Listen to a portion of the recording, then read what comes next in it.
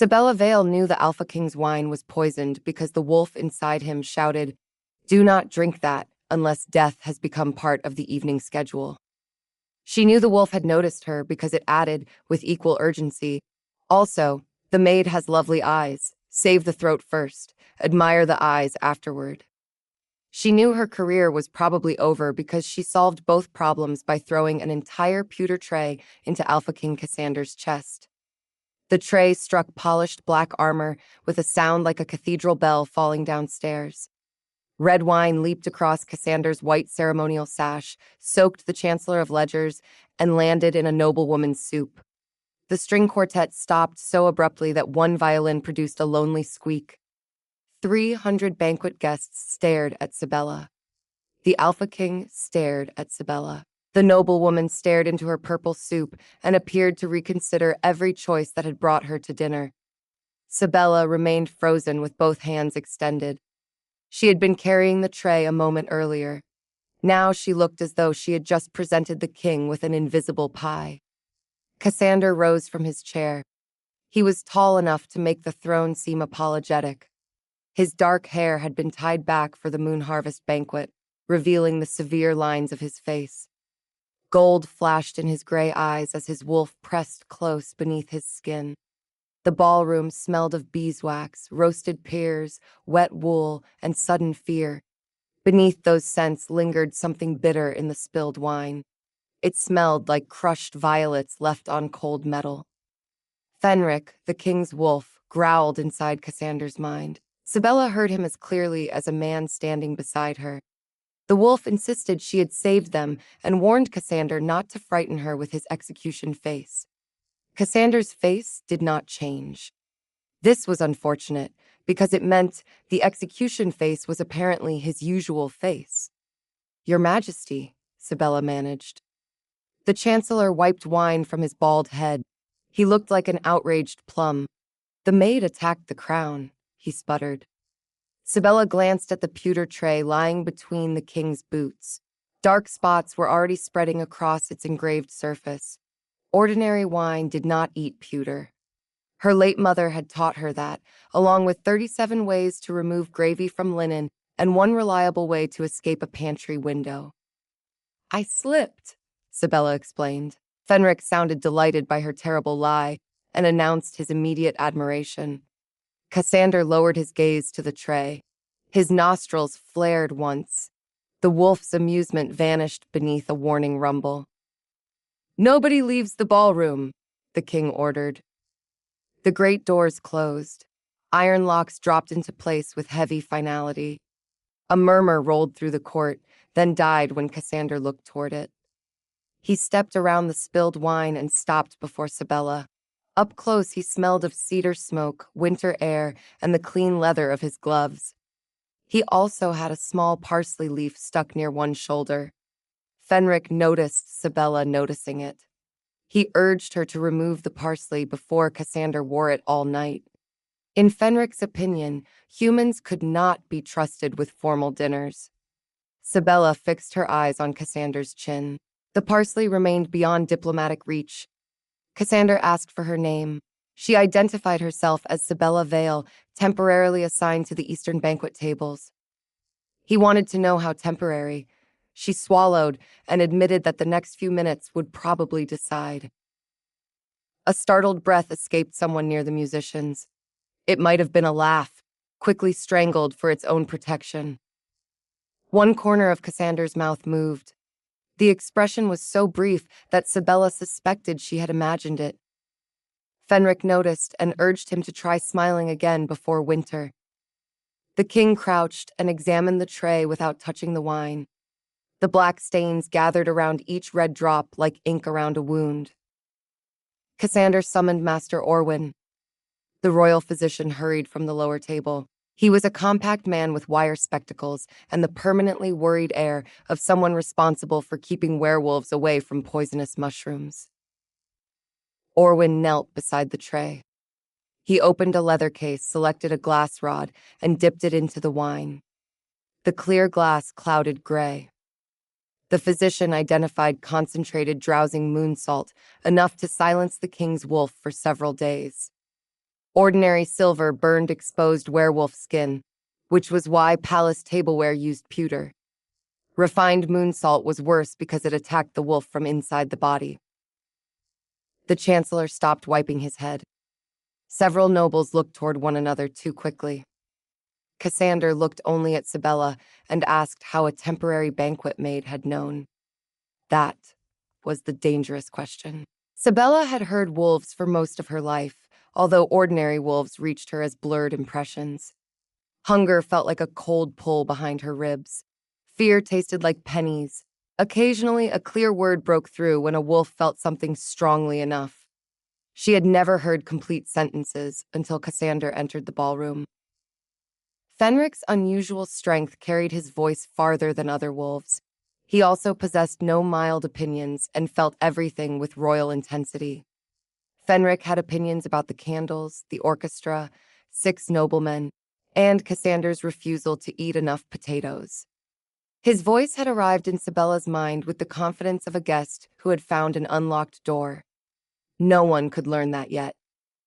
The Old Kingdom had once called people like Sabella wolf listeners. Some rulers had valued them. Others had locked them in towers and demanded military secrets from animals who mostly wished to discuss squirrels. Her mother had favored silence. Sabella claimed the wine had smelled wrong. Cassander studied her face. He had the patient stillness of a hunter waiting beside deep snow. He questioned whether she could detect that from 6 paces away. She blamed a sensitive nose. Fenric urged her to reveal him. He could confirm that Cassander's face was alarming while his intentions remained acceptable. Sabella kept her expression neutral and added that the wine steward had looked nervous. Every head turned toward the wine steward. The poor man made a sound like a squeezed accordion. He had looked nervous because he always looked nervous. Serving 8 kinds of wine to 300 werewolves encouraged caution. Cassander ordered Harl to secure the casks, doors, and everyone who handled the royal cup. They would be questioned separately. The captain bowed and began issuing quiet instructions. Guards moved without drawing their weapons. Cassander did not permit panic when organization would do. That should have reassured Sabella. Instead, he returned his attention to her. Cassander ordered Sabella to accompany him. Fenric brightened instantly. He wanted Cassander to ask about forests and jewelry while avoiding any mention of prison. Sabella asked whether she was under arrest. Cassander's gaze dropped to the darkening tray. Her status depended on whether she had saved him, poisoned him, or merely ruined his sash through remarkable effort. Sabella acknowledged that it had been an impressive sash. This time, the king definitely almost smiled. He led her through a side door while the investigation spread across the ballroom. Sabella followed with damp shoes and a pounding heart. Behind them, the noblewoman asked whether poisoned soup still counted as the fish course. The king's private receiving room was smaller than Sabella expected. A fire burned beneath a plain stone mantel. Maps covered one wall, and stacks of reports occupied most available furniture. The room looked less like the retreat of a monarch and more like a library losing a long war against paper. Cassander removed his stained sash and laid it across a chair. The parsley leaf remained on his shoulder. Sabella could bear it no longer. Sabella requested permission to approach. His eyebrows lifted. Fenric became very still, which was somehow louder than his shouting. Cassander gave a cautious nod. Sabella stepped close enough to feel the heat of his body beneath the armor. She raised 2 fingers, plucked away the parsley, and held it up. She presented the parsley as a security concern. Silence filled the room. Then Fenric began laughing. The sound rolled through her mind like thunder across warm hills. Cassander reviewed their first 5 minutes. She had thrown wine at him, accused his steward, and removed vegetation from his armor. Sabella preferred to establish expectations early. His mouth finally curved. It was not a court smile, polished and empty.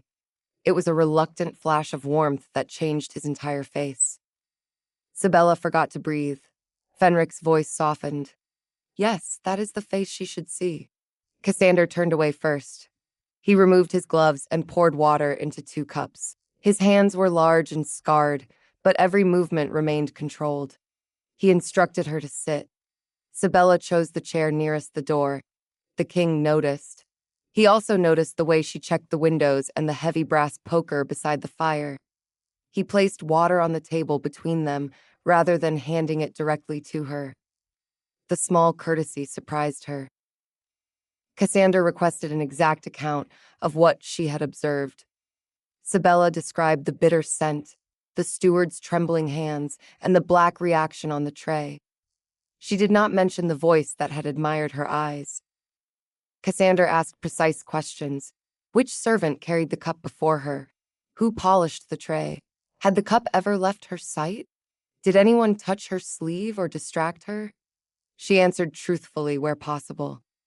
The cup had come from senior maid Pell. A kitchen boy had nearly collided with Sabella near the western screen. The tray belonged to Sabella and had been polished that morning. Cassander asked why she had brought her own tray. It had belonged to her mother. Palace trays were lighter, but their handles pinched. Fenric muttered, "The palace purchases uncomfortable trays. Add that to tomorrow's decrees." Sabella pressed her lips together. Cassander saw the movement and asked what amused her. Sabella claimed it was nothing. He pointed out that she was suppressing laughter during an inquiry into an attack on the crown. She called it an unusual evening. He leaned back and noted that most people became less amused when he questioned them. She noted that most people had not recently been assaulted by parsley. Fenric laughed again. Cassander looked offended on behalf of vegetables everywhere. A knock interrupted them. Captain Harl entered with Master Orwin and the recovered pewter tray. The physician had placed it inside a shallow wooden box. Orwin confirmed drowsing moon salt in the cup. Blue lunar ore mixed with violet syrup had produced the tray's reaction. The syrup concealed the mineral scent from human noses. Cassander glanced at Sabella, but perhaps not from a sensitive one. She held his gaze without answering. Captain Harl's notes identified 24 people with access to the wine service. The source cask remained harmless, proving that only the royal cup was treated. Cassander asked about the maid. Harl's stern face softened by a fraction. He found no powder on her hands or clothing. She had joined service 3 weeks earlier with ordinary references and even more ordinary wages. Sabella agreed that her wages were painfully ordinary. The captain added that 4 witnesses saw Sabella receive the cup from maid Pell, leaving her no private access. Cassander looked toward the rain tapping against the windows. He seemed to reach a decision. Cassander ordered Sabella to remain inside the royal wing until the investigation concluded. Her stomach dropped. Fenric objected at once. "Explain better. You make kindness sound like imprisonment." Cassander exhaled through his nose. "For her protection, not as punishment. Whoever treated that cup may realize she noticed something." Sabella asked where she would sleep. Cassander assigned her an attendance room beside the old library. Sabella observed that those rooms had carpets. Cassander appeared uncertain whether this was a complaint. Sabella had never slept in a room with a carpet. She had cleaned many carpets and distrusted them deeply. They collected crumbs, secrets, and the occasional earring. "You will also assist the inquiry," the king continued. "If your nose detected what mine missed, it may detect other traces." Fenric sounded pleased. "Keep her close. Entirely for justice. Ask about the forests later." Sabella folded her hands in her lap. "Do temporary investigators receive more than temporary banquet wages?" Captain Harl coughed into his fist. Master Orwin inspected the ceiling. Cassander regarded her with solemn attention. Yes, Sabella accepted the dangerous carpet. The old library attendant's room proved warm, clean, and aggressively decorated with roses. Roses climbed the wallpaper. Roses covered the coverlet. Even the wash basin had pink flowers around its rim. Sabella suspected a former queen had feared blank surfaces. Senior maid Pell brought a fresh uniform and a dinner tray. Pell was broad-shouldered, gray-haired, and able to communicate disappointment through the angle of a teapot. You threw wine on the Alpha King, Pell observed. Sabella unfolded the clean apron. Only the poisoned portion. The Chancellor says you planned the entire affair to attract royal notice. Sabella noted that attracting attention through unemployment would be a poor plan. Pell considered this reasonable. The kitchen considered Sabella a hero, the laundry preferred criminal, and the musicians had already written a song. Sabella closed her eyes and asked what rhymed with tray. Unfortunately, many things. After Pell left, Sabella ate mushroom pie beside the fire. She expected the palace to quiet after midnight. Instead, the royal wing settled into a different rhythm. Guards changed posts. Pipes knocked inside the walls. Rain hissed over the windows. Then Fenric's voice returned. Fenric criticized the amount of time in her pie. Sabella nearly dropped her fork. The voice came through the wall behind her bed. Cassander's study must have occupied the adjoining room. Fenric decided she needed more gravy because dry pies made humans melancholy. Sabella stared at the wall. Cassander's lower voice followed, muffled but audible. I am not sending a suspected witness gravy at midnight. Fenric answered inside the king's mind, but Sabella heard every word. Then you are failing both as a host and as a male. A long silence followed. 10 minutes later, someone knocked on Sabella's door. A young footman stood outside holding a polished sauceboat. His expression suggested he had recently received an order that challenged his understanding of government. His Majesty noticed your dinner might be dry, the footman announced. Sabella accepted the gravy with appropriate dignity. Please thank His Majesty for his national service. The footman fled before his face could reveal anything treasonous. Through the wall, Fenric declared victory. Sabella covered her mouth with both hands. Her laughter escaped anyway, warm and helpless, while rain whispered over the palace roof. Cassander must have heard it through the wall. The next morning, a second sauceboat appeared with breakfast. It contained no gravy. It held 3 white flowers and a note written in a firm, royal hand. For investigative purposes. These grew near the western wine entrance. Sabella lifted one flower and smelled it. The petals carried the faint bitterness of moon salt. Under the official sentence, another line had been added in darker ink. Fenric insists they also match your eyes. He is incorrect. Your eyes are warmer. Sabella read the words twice. From the other side of the wall, the king's wolf judged the note better than Cassander's first attempt, though still terrible. Sabella carried the flowers to Master Orwin's workroom before breakfast had cooled. Morning light crowded through tall windows and turned every glass bottle into a colored jewel. The room smelled of mint, vinegar, and the unfortunate frog preserved near the inkstand. Orwin examined the petals beneath a brass lens. A dusting of blue crystals clung near the stems. He confirmed harmless traces of moon salt absorbed through soil or water, then asked where she had found them. Sabella handed him the king's note while keeping one thumb over the sentence about her eyes. Orwin read the visible portion. His spectacles climbed slightly on his nose. His Majesty sent flowers for investigative purposes? Apparently, justice now grows on stems. The physician wisely decided not to ask what her thumb concealed. The white bellflowers grew beside the western service entrance. By 8 o'clock, Sabella stood there with Cassander, Captain Harl, and 6 guards. A cold breeze pushed kitchen smoke through the courtyard. Delivery carts rattled over cobbles, while geese complained beyond the outer wall. Cassander wore a dark coat instead of armor. Without polished metal across his chest, he looked less like a monument and more like a dangerous man who had misplaced his breakfast. Fenric agreed. He skipped porridge. Tell him leadership requires oats. Sabella crouched near the flower bed. The soil looked recently disturbed. A narrow channel carried runoff from the wine washing room toward the roots. Someone rinsed moon salt here, she explained, probably from a mixing bowl or storage jar. Captain Harl ordered 2 guards to inspect the drains. Cassander remained beside Sabella while she touched the damp soil. Cassander observed that her nose had led her to flowers outside a locked room. Sabella credited his note, including its unsupported botanical comparison. He maintained that he had only reported a location. Cassander went very still. Fenric sounded scandalized.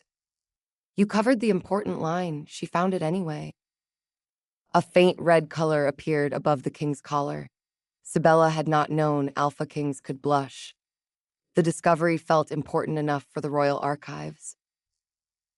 Fenric has strong opinions, Cassander muttered.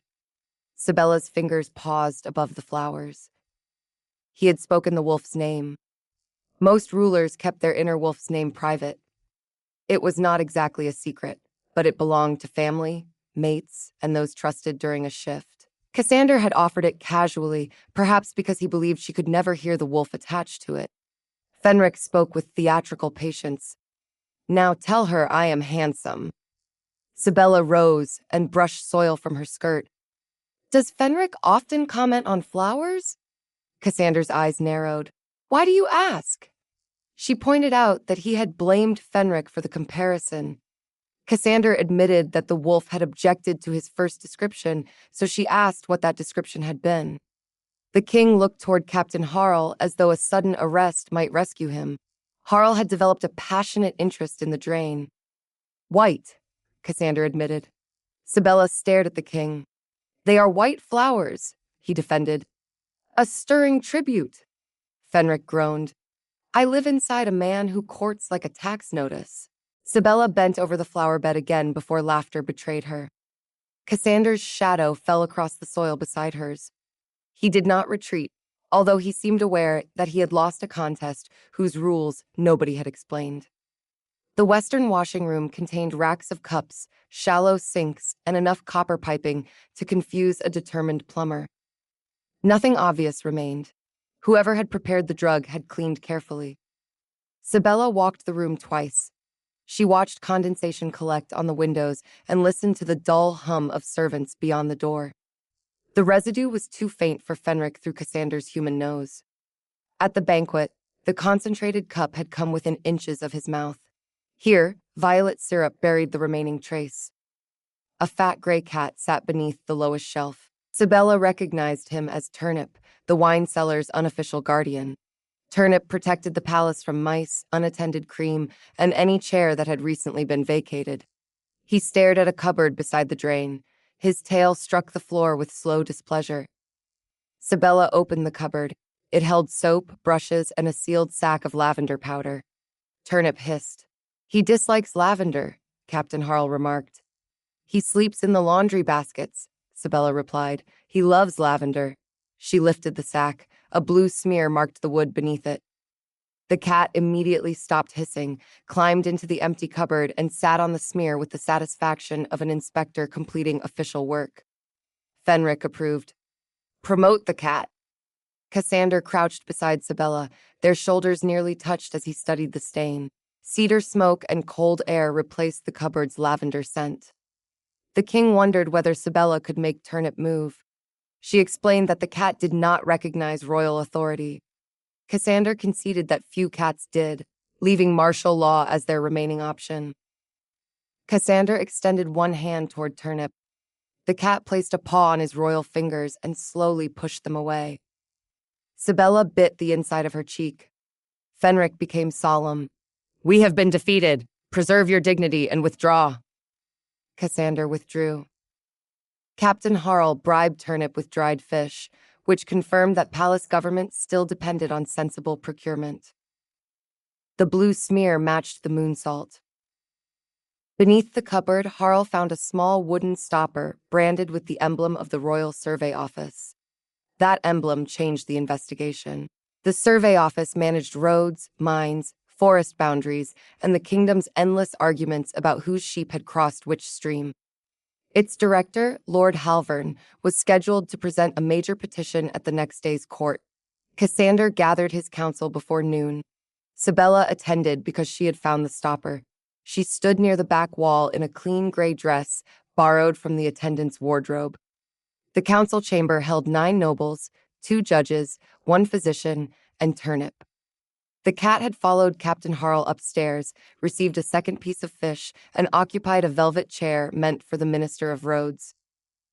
Nobody dared move him after the Alpha King remarked that Turnip had already contributed more evidence than several officials. Lord Halvern arrived last. He was a broad man with a perfectly trimmed copper beard and the smooth confidence of someone accustomed to explaining other people's land to them. His green coat bore pale steel leaves at the collar. Fenric growled the moment Halvern entered. "He smells like the Western Gate. Bitter flowers, wet stone, and bad intentions." Sabella watched Halvern carefully. Nothing in his expression changed when he saw her. His gaze touched the gray dress, dismissed her as a servant, and moved on. Cassander opened the meeting with the facts. Someone had placed drowsing moon salt in his cup. The drug would have silenced Fenric during the Northern Greenwood hearing. Under an old kingdom law, the Alpha King's wolf had to remain awake during any decision affecting ancestral pack territory. Wolves sensed the old boundary stones in ways human surveyors could not. If Fenric could not participate, authority would pass temporarily to a 3-member land council. All 3 members supported Halvern's petition. The petition would lease part of the Northern Greenwood to a private ore company for 90 years.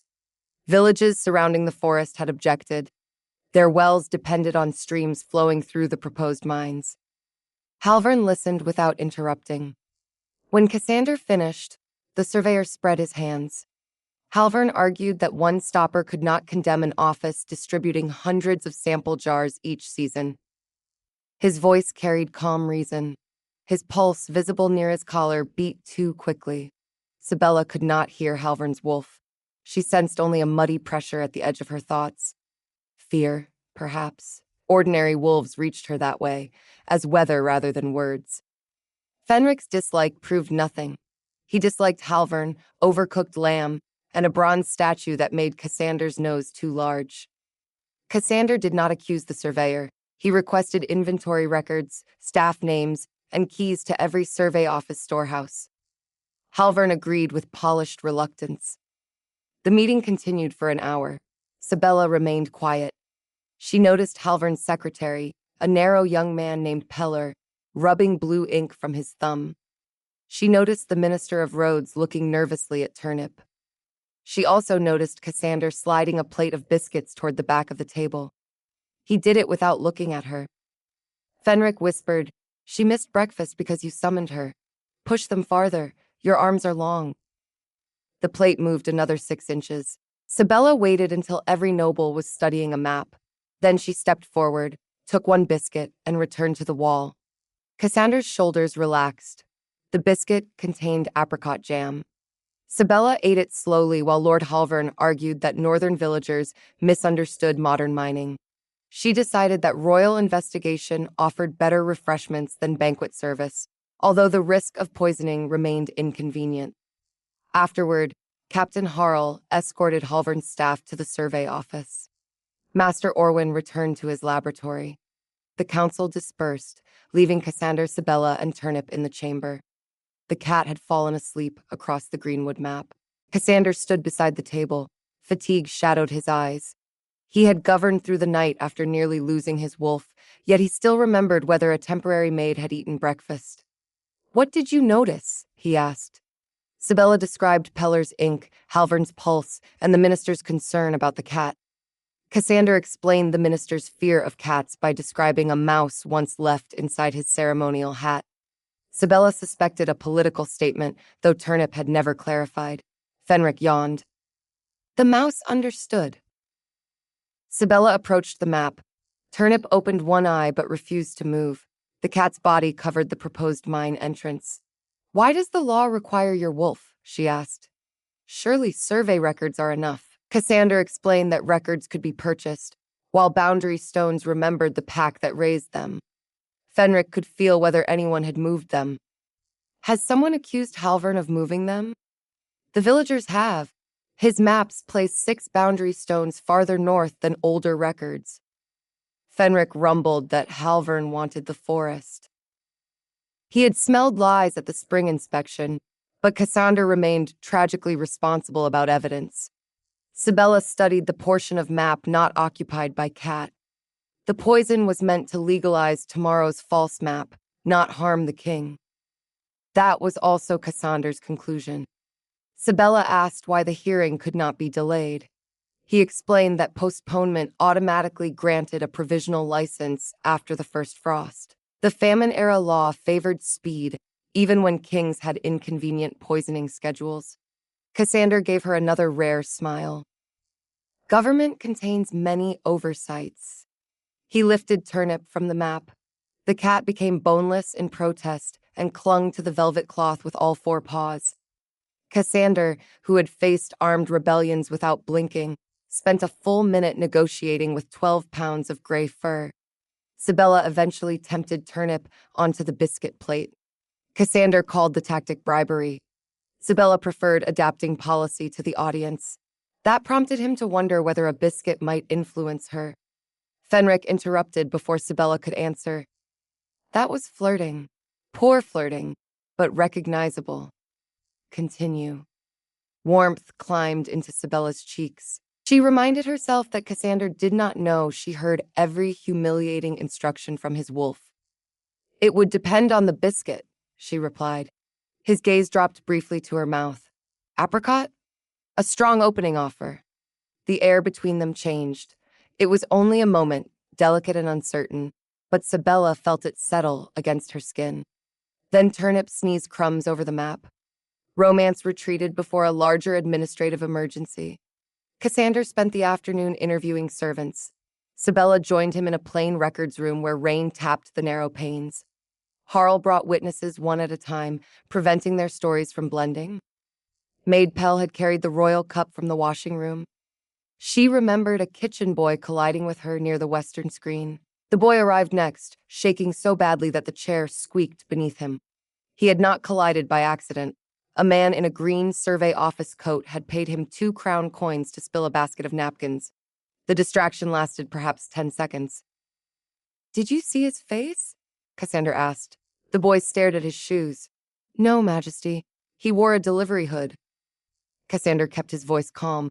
The boy was accused only of accepting money to drop napkins, a lesser threat to the realm. Later, he could study Harl's staff for a familiar height or walk. The boy's breathing eased. Sabella watched Cassander dismiss him with a warning rather than punishment. The king understood fear. More importantly, he did not enjoy causing it. Fenric sensed her attention.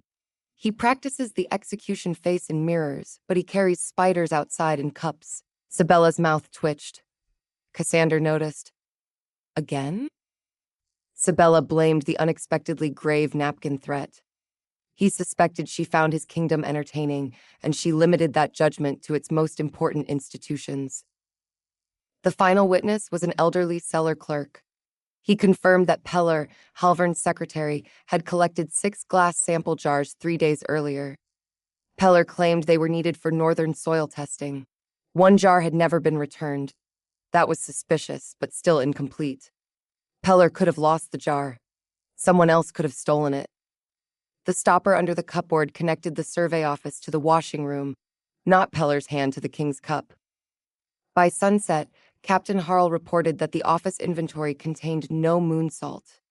The blue ink on Peller's thumb came from copying maps. The young secretary had an alibi during the banquet. 12 clerks had seen him calculating road expenses in another building. Sabella leaned against the records shelf. Our suspicious ink has become ordinary ink. Most ink is disappointing, Cassander replied. Fenric added that Cassander's handwriting leaned left when tired and suggested examining private letters. Sabella refused to become involved in royal penmanship. Cassander closed the witness ledger. The fire had burned low, leaving the room cool. You should rest. Sabella insisted that he should also rest. Cassander claimed he was accustomed to little sleep, which she distinguished from actually needing little sleep. The king regarded her with quiet surprise. People probably advised him about borders, taxes, armies, and wolf law. Few temporary maids ordered him toward bed. Fenric sighed happily. She understands us. Keep her forever. Cassander stood and offered Sabella his arm. The gesture was formal, unnecessary, and very visible to the guards outside. "The corridors are crowded," he explained. "Are they?" Beyond the door, an empty hallway stretched toward the royal apartments. "They may become crowded," Fenric whispered. "He has learned excuses. I am proud." Sabella rested her hand lightly on Cassander's sleeve. Warmth moved through the dark wool into her palm. His steps shortened to match hers as they crossed the silent corridor. Servants paused at distant doorways. A guard examined one painting with extraordinary concentration. Somewhere downstairs, the musicians practiced the new song about the flying tray. The chorus rhymed Sabella with umbrella. She stopped walking. "I may need to flee the kingdom." Cassander listened to the muffled verse. "I can ban the song." Sabella warned that banning the song would make it popular. Cassander offered to exile the violinist, but she suspected that would only improve the second verse. His arm shifted beneath her hand as he suppressed a laugh.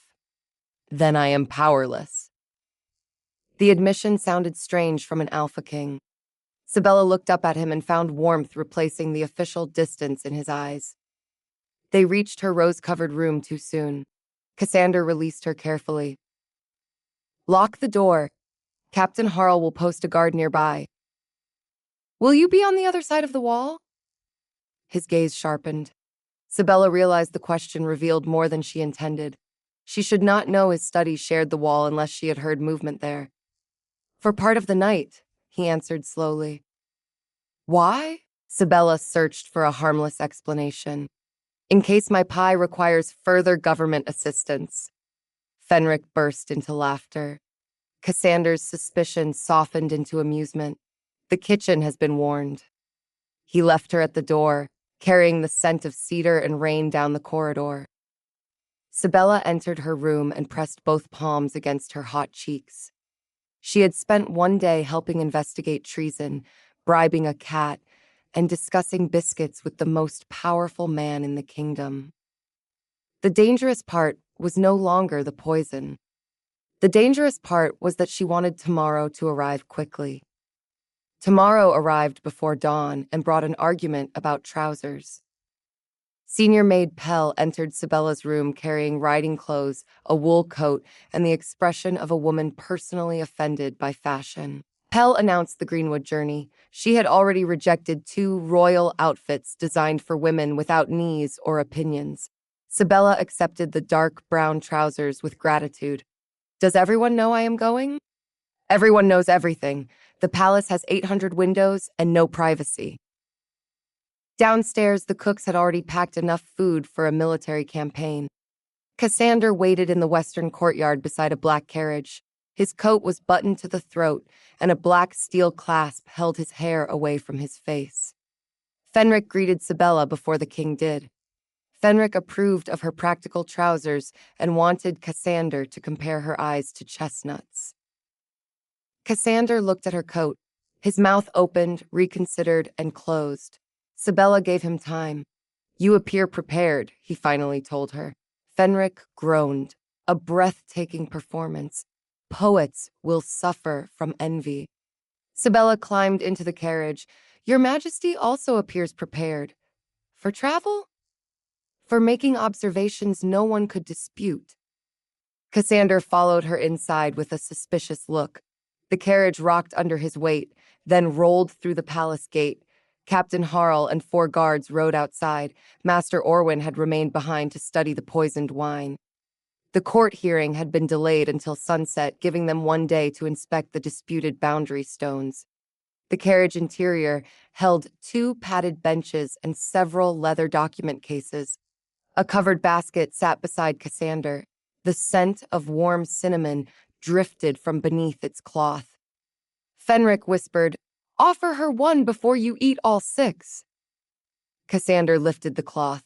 "Would a cinnamon roll improve your willingness to examine fraudulent maps?" Sabella looked into the basket. "This appears less like bribery and more like excellent administration." He passed her the largest roll. They ate while the city awakened beyond the windows. Bakers lifted shutters. Milk carts rattled over stone. A flower seller waved at the royal crest. then noticed Sabella sharing breakfast with the king and nearly walked into a fountain.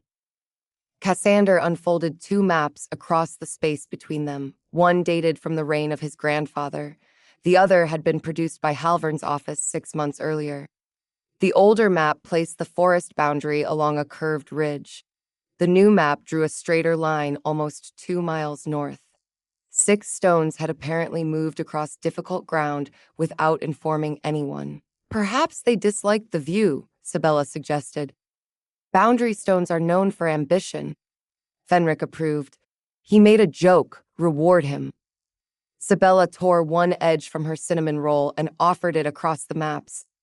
Cassander accepted the piece, although his basket still contained 4 untouched rolls. Their fingers brushed. The contact was brief, but Fenric went completely silent. A deep warmth moved behind Sabella's ribs, not a voice or emotion she could name. Cassander felt something as well. His eyes darkened, and his hand remained near hers for one breath too long. The carriage struck a rut.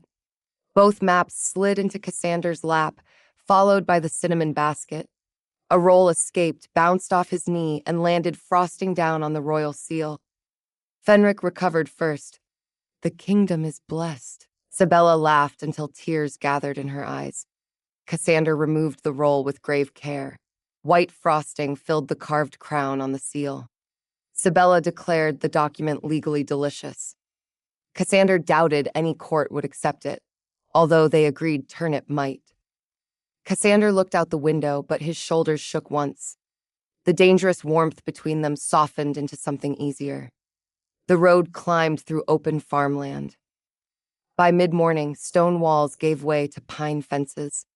Sheep watched the royal carriage pass with the detached judgment common to both livestock and senior nobles. At a river village called Elmwater, the local headwoman waited beside the bridge. Mistress Corda was small, elderly, and wrapped in 7 layers of green wool. She bowed to Cassander, then ignored him in favor of Sabella. "Are you the tray girl?" Sabella had hoped the musician's song would travel slowly. Apparently. "Good throw. My grandson heard it from a flower merchant." Cassander dismounted behind her and noted that distance had made the story less accurate. The latest version sent the tray across the entire ballroom. Mistress Corda considered him. Did it? No. Shame. Fenric liked her immediately. Corda led them toward the disputed ridge. Villagers had tied yellow cloth around ancient trees, marking their traditional boundary. Halvern's new survey placed those trees inside the proposed mining lease. The forest smelled of wet bark, mushrooms, and cold running water. Sunlight broke through high branches in pale moving columns. Sabella walked near Cassander, while Captain Harl's guards spread among the trees. The first boundary stone stood beside a spring. It was taller than Sabella's waist and carved with a weathered wolf head. Fresh soil ringed its base. Cassander placed his palm against the carving. His eyes flashed gold. Fenric pushed forward, filling Sabella's mind with a rough vibration. Wrong place. The stone remembers open wind. This hollow has no wind. The king withdrew his hand. It was moved. Mistress Corda made a satisfied noise. We told Halvern. He said rain softened the ground and the stone slid downhill. Sabella looked up the ridge. Uphill? Survey stones are apparently ambitious, Cassander reminded her. They inspected 3 more markers. Each had been moved. One carried scratches from iron chains. Another had pale clay around its base, although the surrounding earth was dark loam. Halvern's maps were false. That fact could stop the mining lease, but it still did not prove who had poisoned Cassander. At the 6th stone, Fenric became restless. Let me out. Human noses are decorative. Cassander frowned toward the trees. His head tilted slightly, listening inward. I need to shift, he told Harl. There is a scent Fenric wants to follow. The captain directed the guards away and gave Cassander a folded bundle from the carriage. Sabella prepared to follow them. Stay here, Cassander instructed. Fenric objected. Bring her. I smell the violet syrup. She should see me. Sabella folded her arms. My nose was useful yesterday. Cassander warned that Fenric would move quickly. Sabella countered with the existence of her boots. The steep ground did not make those boots less relevant. Cassander looked toward Harl. The captain abruptly found the northern sky fascinating. "Remain behind me," the king conceded. He disappeared behind a stand of cedar trees with the bundle. A moment later, the forest filled with the soft crack of shifting bones and the whisper of displaced leaves. The sounds were not violent. They resembled ice breaking across a distant lake. Fenric emerged between the cedars. He was enormous, black from nose to tail, with silver fur along his shoulders. His eyes held the same gray-gold intensity as Cassander's, but the execution face had become an execution muzzle. Sabella had expected majesty. She had not expected the wolf to step directly onto the hem of his own folded trousers. Fenric looked down. "Do not mention this." Sabella pressed her lips together. Captain Harl retrieved the clothes without comment. His expression suggested this was not the first royal garment endangered by a shift. Fenric approached Sabella. He lowered his great head until his nose hovered near her cheek. Cassander remained present behind the wolf's eyes. Sabella sensed his caution. Fenric possessed the body, but man and wolf shared awareness. "She smells like cinnamon and roses," Fenric announced. "The roses are the room. She dislikes the room. Too many flowers." Sabella stared into his eyes. "Your Majesty has a very observant wolf." One black ear tilted forward. "You have no idea." Cassander's human voice could not answer. Fenric's pleased rumble shook the air instead. The wolf turned toward the stone and lowered his nose. He followed a faint trail around the ridge, moving slowly enough for Sabella. Cassander's influence was obvious in that courtesy. Fenric would have preferred to run. The trail led downhill to an abandoned charcoal shed. Its roof sagged beneath moss. Inside, they found rusted chain, a broken pulley, and scraps of green cloth matching survey office uniforms. A glass bottle lay beneath a pile of old sacks. Captain Harl wrapped it in linen. Blue residue clung inside the neck, and a purple ring stained the bottom. Sabella knelt near the sacks. The dust held several boot prints. Most belonged to workmen, broad and heavy. One narrow print had a triangular repair on the heel. She remembered the kitchen boy's description. He had not seen the hooded man's face, but he might recognize that repaired walk. Fenric sniffed the bottle and sneezed. The blast scattered dust across his muzzle. Sabella tried to remain respectful. The wolf crossed his eyes while looking at the gray powder on his nose. "The bottle is offensive," Fenric declared. He sneezed again, harder. A loose feather flew from the sacks and landed between his ears. Captain Harl turned his back with impressive speed. Sabella reached toward the feather. Fenric lowered his head, allowing her to remove it. His fur felt thick and surprisingly warm beneath her fingers. "Thank you," she murmured. The wolf leaned into her palm. Cassander immediately attempted to pull back. Fenric resisted. Their disagreement produced an awkward sideways step that knocked the empty sacks over. "He worries you will think he lacks dignity," Fenric told her. "I know he lacks dignity. We have lived together for 34 years. Sabella scratched gently behind one black ear. Fenric's back leg almost moved. The Alpha King's wolf froze in horror. Sabella withdrew her hand before royal history acquired an unfortunate detail. The return to human form took place behind the cedar trees. Cassander emerged fully dressed, carrying dust in his hair and suspicion in his eyes. "Fenric behaved strangely," he remarked. "He conducted himself with royal discipline." Fenric whispered, "Liar! Beloved liar!" Cassander brushed his hair. The feather had left a small piece of down near his temple. Sabella removed it before thinking. His hand rose and gently closed around her wrist. Neither moved. The forest seemed to quiet around them. Water ran over stones below the ridge. Pine needles shifted in the breeze. Cassander's thumb rested against her pulse, warm and careful. Fenric did not make a joke. His voice became a deep, wondering murmur. "There she is." Cassander released Sabella slowly. "Another security concern?" Her pulse continued racing beneath the place he had touched. Feathers are known enemies of the crown. I begin to understand why I require your protection. They ate lunch beside the spring. Mistress Corda distributed cheese, apples, and opinions about every member of the land council. She considered two corrupt and the third too foolish to manage corruption successfully. Cassander listened to the villagers' concerns. Mining runoff would damage their wells. Clearing roads through the forest would disturb winter dens. Halvern had promised employment but refused to place water protections in the lease. Sabella watched the king take notes himself. He asked practical questions and never interrupted. Fenric complained about the cheese rind, yet his attention remained on every villager who spoke. When a little girl offered Cassander a lopsided pinecone animal, he accepted it with the same gravity he gave legal petitions. "It is a wolf," the girl explained. Cassander examined the pinecone. 4 twigs pointed in different directions. A formidable one. That leg is the tail. Even more formidable. Fenric sighed. Finally, a worthy royal portrait. Sabella laughed. Cassander caught the sound and looked toward her. Something gentle remained in his eyes long after the child ran away. On the return journey, the pinecone wolf occupied the seat beside the official maps. Cassander protected it from every bump in the road. Sabella sat opposite him, warmed by afternoon sun.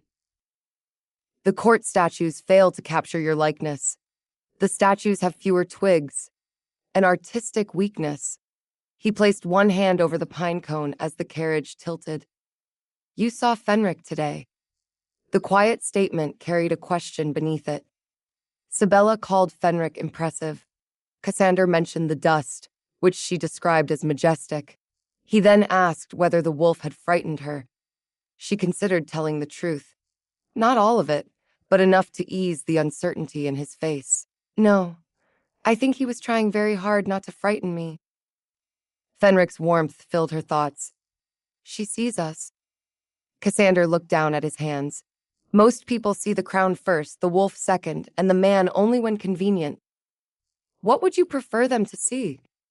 He lifted his gaze. "I have not decided." "That seems inconvenient for a man who makes decisions professionally." His smile returned, quiet and real. "You make professional decisions inconvenient." The compliment settled between them. Sabella felt its warmth all the way to the city gates. They reached the palace before sunset. Captain Harl immediately arranged a line of survey office employees in the lower courtyard. Each walked past the kitchen boy while guards examined their boots. Peller wore new boots without a repaired heel. Halvern's boots were broad and expensive. Clerks, porters, and junior surveyors passed without recognition. The final man was Deputy Surveyor Knoll, Halvern's field supervisor. His left boot bore a triangular patch. His right stride dragged slightly from an old knee injury. The kitchen boy pointed before Knoll reached the gate. Knoll ran. He made it 12 paces. Turnip emerged from beneath a cart at exactly the wrong moment. The deputy tripped over the cat, collided with a barrel, and landed headfirst in a basket of onions. The guards surrounded him. Turnip sat beside the fallen man and began washing one paw. Fenric sounded deeply satisfied. "Promote him twice." Knoll carried a key to the charcoal shed and 3 stamped coins from Halvern's private mining company. His arrest gave them a hand, a place, and a motive. It still did not tell them whether Halvern had ordered the poisoning. Knoll refused to speak. At the sunset hearing, Cassander suspended the mining petition under the fraud exception because the boundary stones had been moved. That exception blocked the automatic license. He did not accuse Halvern of poisoning him. The court murmured, disappointed by responsible procedure. Halvern stood before the throne, copper beard perfectly arranged. He denied knowledge of Knoll's actions and promised full cooperation. Sabella watched his hands. They remained steady. His wolf felt distant and muddy, but not frightened now. Fenric growled. He expected Knoll to be caught eventually. This is not the surprise of an innocent employer. The Alpha King dismissed the court and ordered the mining records sealed. As nobles filed out, Halvern stopped near Sabella. His smile was polite enough to chill the air. "A remarkable rise," he murmured. "3 weeks carrying plates, and now you advise the throne." Sabella smelled violet syrup on his glove, very faint, almost hidden beneath cedar oil. She looked directly into his pale green eyes. "I still carry plates, my lord. I have simply become selective about where I throw them." Halvern's smile tightened. Across the chamber, Cassander had heard her. His face remained solemn, but Fenric laughed loud enough to fill Sabella's mind. The comedy did not soften the danger in Halvern's gaze. It did remind Sabella that she was no longer facing it alone. Lord Halvern's glove produced violet syrup, cedar oil, and no moon salt. Master Orwin delivered the result over breakfast with the solemnity of a physician announcing that a suspicious man merely moisturized. "The syrup is used in a fashionable hand balm," Orwin explained. "Half the northern court probably smells the same." Across the small breakfast table, Sabella announced that they had uncovered soft hands at the center of government. Cassander buttered toast. "The court will not survive the scandal." Fenric wanted the last sausage. Cassander ignored him. The wolf complained for several minutes about unequal division of shared resources. Sabella drank tea to hide her smile. 3 days passed without a confession. Nall admitted helping move the boundary stones, but he insisted Halvern had called the work a survey correction. The deputy denied touching the king's cup. He claimed the bottle in the charcoal shed had contained cleaning acid for the chain pulley. His story was partly true. Master Orwin found traces of ordinary acid beneath the moon salt residue. Someone had reused Null's bottle after he abandoned it. That created a worse possibility. The poisoner had selected a survey office container to frame Halvern. Cassander refused to arrest a lord based on scent, dislike, and inconvenient hand cream. Fenric considered this a tragic weakness in the legal system. Sabella spent those days between the wine cellar, records rooms, and royal study. Her temporary assignment acquired a desk. Then it acquired an ink pot, 2 ledgers, and a small vase of fresh bellflowers that definitely served no investigative purpose. Cassander insisted the flowers help them remember the case. Fenric informed her that the king had rejected yellow roses, red roses, and a bouquet large enough to conceal a footman. He had selected bellflowers because Sabella had held one during their first morning together. The information made it difficult to concentrate on invoices. Their work developed a comfortable rhythm. Cassander reviewed laws while Sabella compared delivery records. He worked in silence for long stretches. Fenric did not. The wolf offered commentary on everything from handwriting to lunch. He compared a clerk's letter G to a frightened duck, demanded pepper, and counted 7 supposedly subtle looks from Cassander within 6 minutes. Sabella became skilled at covering laughter with a cough. Unfortunately, Cassander began sending for Master Orwin whenever she coughed more than twice. On the 4th afternoon, the physician arrived carrying a stethoscope and an expression of professional determination. Sabella questioned Orwin's return. The physician reported persistent respiratory distress according to the king, while she diagnosed His Majesty as mistaken. Cassander looked up from a land register. "You coughed 5 times. Your wolf was criticizing a clerk's handwriting." The words escaped before Sabella could stop them. Silence dropped across the study. Master Orwin slowly lowered his stethoscope. Cassander's face became unreadable. Fenric produced one stunned sound, then roared with delight. Fenric's certainty was vindicated, and he immediately wanted answers about timing and potatoes. Sabella considered the pantry window. It was 2 floors above a rose garden, but her mother's escape lessons had covered worse. Cassander dismissed Orwin with a quiet glance. The physician gathered his case, walked into the closed door, corrected course, and vanished into the corridor. The king waited until the latch settled. "You hear Fenric?" Sabella folded her hands. "Sometimes," Fenric objected. "Constantly. I have been very clear." Cassander asked how clearly she heard Fenric. Her admission of complete clarity led directly to his next question about when it had begun. She looked toward the bellflowers. "The banquet. Cassander leaned back. Color slowly rose along his cheekbones as memory gathered around him. Everything? Sabella felt Mercy would be dishonest. She listed his potato problem, execution face, and first description of the white flowers. Fenric added helpfully, "Mention the gravy." "He believed the pie required gravy," Sabella continued. "He also thinks you court like a tax notice." Cassander closed his eyes. The Alpha King had endured assassination attempts, winter sieges, and 17 years of council meetings. None had prepared him for discovering that a banquet maid had heard his wolf review his romantic performance. "How much privacy exists between a man and his wolf?" Sabella asked gently. "Until this moment, I believed a considerable amount." Fenric sounded unrepentant. Privacy delayed progress. Cassander opened his eyes and looked at her directly. Embarrassment remained, but concern had replaced shock. "Why did you hide this?" Sabella told him about the blurred emotions she had sensed from wolves since childhood. She explained her mother's warnings and the history of wolf listeners. Distance usually limited her to the same room or one beyond it. Fenric was the first wolf she had ever heard in complete language.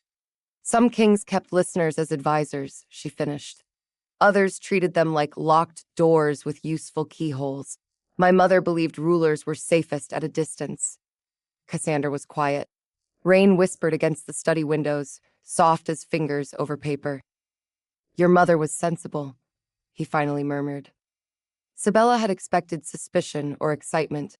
She had not expected agreement. "You are not angry?" "I am considering every undignified thought Fenric has expressed near you. That list is extensive. Anger must wait," the wolf scoffed. "My thoughts are magnificent." Cassander's mouth tightened. Did he just defend himself? Sabella nodded. "Tell him the rabbit idea remains forbidden." "What rabbit idea?" Fenric went silent. Sabella narrowed her eyes. Cassander became deeply interested in the land register. Sabella demanded clarification. Cassander confessed that Fenric considered prey a romantic gift, although the wolf's position on presenting it dead had evolved. Sabella laughed. The tension broke around them, although something important remained beneath it. Cassander came around the desk. He stopped at a respectful distance. "I will never order you to use this ability," he promised. "I will not ask you to listen to wolves under investigation. Anything Fenric tells you remains yours to share or keep." The simple promise reached places grand declarations could not. Sabella had guarded her secret so long that freedom felt almost like fear. "There should be limits," she agreed. "Fenric cannot become a private corridor into your thoughts." "A little late," the wolf remarked. Cassander watched her expression. "What did he say?" "He questions whether the corridor remains private."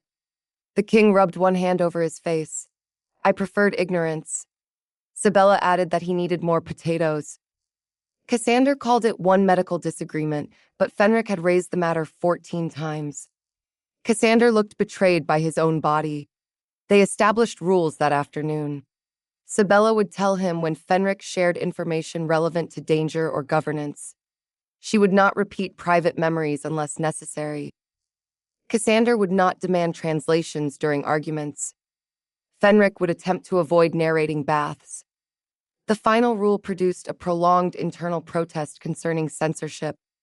With the truth between them, the investigation became easier and more complicated. Sabella no longer had to invent explanations for Fenric's clues. She could also hear the wolf's delighted commentary whenever Cassander looked at her. The king tried to control those looks. Fenric counted them aloud.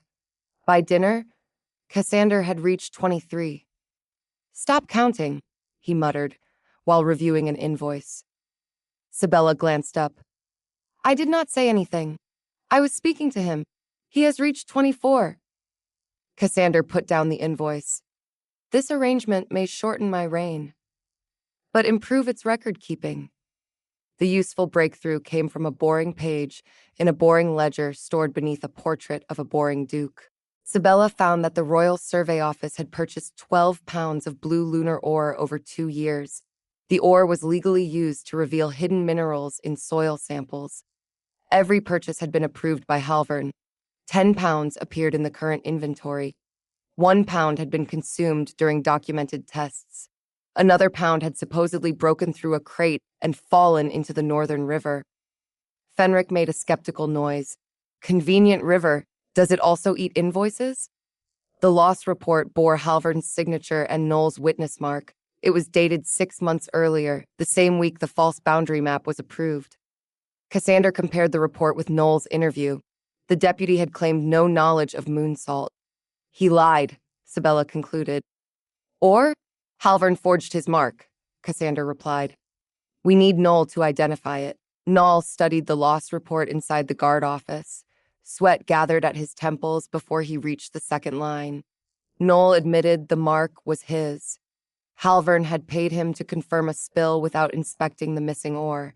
Captain Harl asked whether Noel had seen the damaged crate. The deputy shook his head. Shame rounded his shoulders. He had suspected an illegal sale because lunar ore was valuable, never an attack against the king. That still left the banquet. Halvern had attended the reception throughout wine service. Noel had been at the survey office. Neither man could have slipped powder into the cup. Someone else had carried out the act. The palace delivery register provided the next piece. On the morning of the banquet, Halvern's mining company had delivered 3 decorative stone samples for the council display. The cart entered through the western gate and departed 40 minutes later. Its driver signed with an X. The gate guard remembered him because the man's hood remained raised despite clear weather. He also remembered a steel bird pin fastening the hood. Sabella had seen that pin. It belonged to Halvern's personal steward, Merrick, a quiet man who had stood behind his chair during the council meeting. Merrick managed Halvern's clothes, correspondence, deliveries, and private accounts. Captain Harl searched the steward's room. Merrick had already disappeared. He left behind an empty wardrobe, a torn stable map, and one glove smelling strongly of violet syrup. Halvern's glove, Sabella realized. Merrick handles his clothes. The scent transferred from the steward's hands. The hand balm had not cleared Halvern. It had pointed toward the man who dressed him. Fenric caught Merrick's trail near the eastern stable. Cassander shifted behind a tack room while Sabella waited with the royal horses. The Alpha King's black warhorse, Admiral, watched the proceedings over his stall door. Admiral had the broad chest of a battle mount and the wounded dignity of a gentleman forced to live near hay. Merrick had tried to saddle him. The steward had chosen poorly. Admiral's stall was empty of Merrick, but his discarded cloak lay in one corner. Hoof prints covered it from shoulder to hem. A steel bird pin glittered beside the water bucket. The horse snorted at Sabella and struck the ground once. Sabella showed Harl the loose latch. Merrick had entered, Admiral had kicked the door open, and the steward had fled without his cloak. Fenric arrived in wolf form, sniffed the cloak and sneezed. The same violet syrup dusted his nose. Sabella folded her arms. Majestically, of course. Fenric gave her a wounded look. The flower is hostile. Admiral leaned over the stall and breathed directly onto the wolf's head. Fenric's ears flattened. The horse knows I cannot eat him. He abuses diplomatic protections. The trail led through the herb garden, across a kitchen yard, and into the old bathhouse. Fenric entered first. A crash followed, then a shout and the splash of a large quantity of water. Sabella and Harl rushed inside. Merrick stood waist-deep in an empty bathing pool that was not entirely empty. Rainwater, dead leaves, and green slime covered the bottom. Fenric blocked the steps with bared teeth. The steward had tried to escape across a rotten wooden cover. The cover had surrendered immediately. Merrick raised both hands. Pondweed hung from one ear. I confess, he announced. Fenric blinked. Efficient. Cassander returned to human form while guards removed Merrick from the pool. The king emerged from the tack room in clean clothing, but one side of his hair remained flattened. Sabella reached up and corrected it. Cassander leaned slightly into her hand before catching himself. Fenric noticed. Do that again. He likes it. Her fingers lingered near the dark strands. Your wolf is issuing instructions. Ignore him. He sounds persuasive. Cassander's eyes held hers. That is precisely the danger. For one suspended moment, the herb garden smelled sweeter than any ballroom.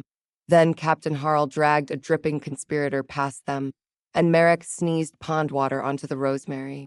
The moment joined romance and waiting for better conditions. Merrick confessed to placing moon salt in the royal cup.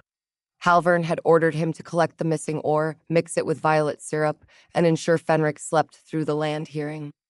Merrick chose Nall's abandoned shed because he expected the false boundary to keep royal inspectors away. He had planned to retrieve the bottle after the hearing. In return, he would receive a cottage near the proposed mine and a share of its profits. Harl found the written agreement inside the steward's abandoned cloak. Halvern had disguised the payment as a lifetime employment contract, but the dates and property description matched the mining records. The evidence was finally complete. Cassander ordered Halvern brought before an open court the following morning. He also ordered a hot bath for Merrick, because justice did not require everyone to smell like an old pond. That evening, Sabella stood alone on the western balcony outside the study. Relief should have made her light. Instead, the end of the investigation left an uncomfortable question. When Halvern's case ended, her temporary work beside the king would end as well. She could return to Eastern banquet tables, where trays pinched and nobody sent investigative flowers. Cassander would return to laws, councils, and elegant women born to stand beside thrones. Fenric noticed her sadness from the study and ordered Cassander onto the balcony. Cassander raised the possibility that she wanted privacy. The wolf considered privacy thoroughly dead after 4 days of shared thoughts. The balcony door opened. Cassander joined her beneath a sky crowded with stars. He carried 2 cups of hot cider. Cinnamon steam curled into the cold air. He offered her one. For investigative purposes. What are we investigating? Whether the western balcony improves cider. Sabella accepted the cup. Your excuses are becoming almost human. Fenric has been coaching me. That explains the rabbits. Cassander grimaced. The wolf denied responsibility with suspicious force. They stood together at the stone rail. Below them, lanterns moved through the courtyards. The city beyond the palace glowed in scattered amber lines. What happens after tomorrow? Sabella asked. Cassander turned the cup between his hands. I hoped you might remain as a royal investigator. Because of my ability? Cassander credited her work with the tray, cat, soil, boot, glove, and ledger. Fenric had contributed 1 smell and several meals. The wolf protested. I also noticed her eyes. Sabella smiled into her cider. Cassander's voice softened. Your ability brought you into the inquiry. Your judgment solved it. That answer removed a weight she had carried since childhood. It also made the man beside her considerably more dangerous to her heart. Sabella agreed to consider the position. When Cassander asked what might persuade her, she requested fair wages, defined hours, and authority over banquet trays. He granted all 3 before hearing the amount and invited her to name it. She did. Cassander agreed without bargaining. Sabella frowned. I should have asked for more. Almost certainly. Their laughter drifted together across the balcony. When it faded, Cassander remained close enough that his sleeve touched hers. Fenric murmured, Ask to kiss her. Cassander's breath caught. Sabella heard the wolf. She also heard the king's silence. He did not ask. Not yet. Strangely, his restraint felt more intimate than impatience would have. Cassander wanted her, but he wanted her trust more. Sabella looked toward the stars and sipped her cider. She decided tomorrow could arrive quickly again. By morning, the musicians had produced a second song. This one concerned Turnip defeating a criminal in the courtyard. The chorus suggested the cat had planned the entire investigation, forged the mining records, and personally appointed Cassander king. Turnip attended the open court from a cushion near the throne. His expression did nothing to discourage the rumors. The great hall filled before the bells finished ringing. Villagers from Elmwater stood beside palace servants. Survey clerks crowded the rear benches. Nobles occupied the central rows in fabrics bright enough to threaten vision. Sabella sat at a small witness table. Her mother's tray rested before her inside its wooden case. Master Orwin had cleaned the wine, but branching black marks remained across the pewter. Cassander entered without ceremony. He wore black court robes with a narrow, white, embroidered border. The pinecone wolf from Elmwater sat beside the royal seal. Several nobles noticed it. Nobody possessed enough courage to comment. Fenric spoke as Cassander took the throne. The twigtail points forward. Turn it. Our portrait looks confused. The king adjusted the pinecone by half an inch. Sabella lowered her eyes before laughter disrupted royal justice. Lord Halvern entered under guard. His copper beard remained perfect, but his green coat had lost its steel leaf pins. Merrick followed in plain clothing, looking cleaner and deeply sorry about it. Cassander presented the case through Captain Harl and the royal judges. There were no dramatic confessions shouted across the hall. Each fact arrived in careful order. Halvern had moved 6 boundary stones and submitted false maps. He had hidden the loss of lunar ore. His steward had used that ore to silence Fenric before the land hearing. The motive was control of the Provisional Council and the mining lease. Master Orwin explained the pewter reaction. Noll admitted signing the false loss report. The kitchen boy identified Merrick's walk and steel bird pin. The gate ledger placed Merrick beside the western entrance. Finally, Harl opened the agreement promising Merrick a cottage and mining shares. Halvern's seal appeared beneath the terms. The lord listened without visible concern.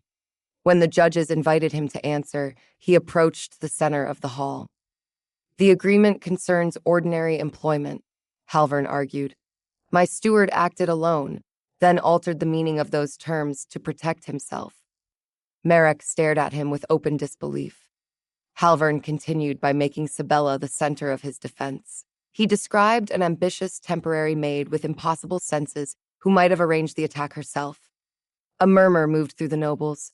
Fenric's anger surged so strongly that Sabella tasted metal. Cassander's fingers tightened around the throne. Careful, she whispered. The king heard her. His grip eased.